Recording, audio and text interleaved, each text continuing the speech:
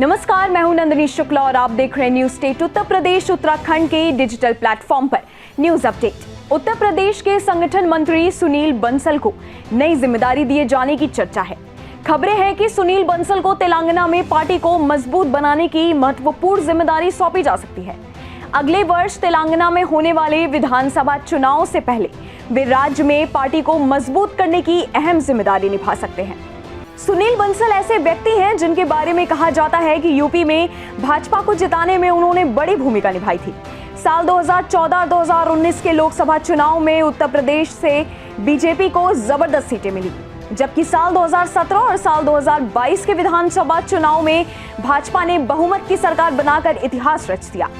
तमाम राजनीतिक विशेषज्ञों का दावा है कि इसके पीछे सोची समझी रणनीति थी यूपी बीजेपी के चाणक्य कहे जाने वाले प्रदेश महामंत्री सुनील बंसल की। 20 सितंबर 1969 को राजस्थान में जन्मे सुनील बंसल बेहद सामान्य पृष्ठभूमि से आते हैं।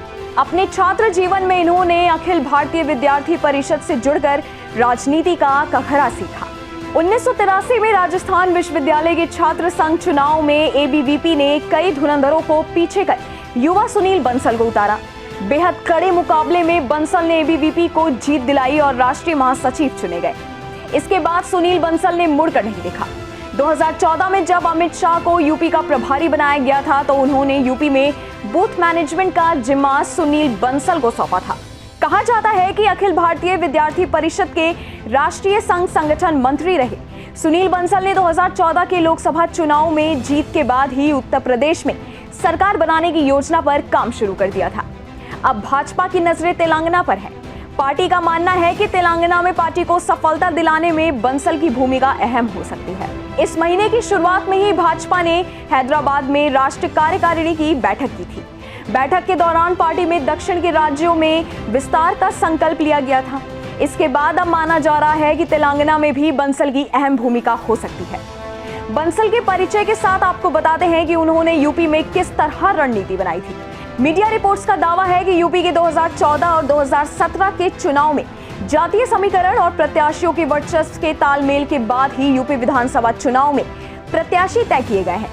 नेताओं की चुनावी रैलियों और अलग अलग कार्यक्रमों का खाका खींचा गया। जमीन के साथ साथ सोशल मीडिया बंसल की योजना का अहम हिस्सा रही है। यूपी में आईटी सेल के निर्माण का श्रेय उन्हें ही दिया जाता है। यूपी चुनाव में बूथ मैनेजमेंट से लेकर अलग अलग कैंपेन के जरिए 5 करोड़ से ज्यादा लोगों को जोड़ने की रणनीति पर काम किया गया।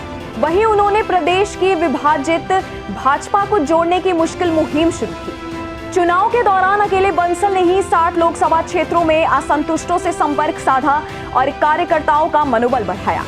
इसके बाद साल 2019 और 2022 के चुनाव में भी इसी तरह की रणनीति बनाई गई।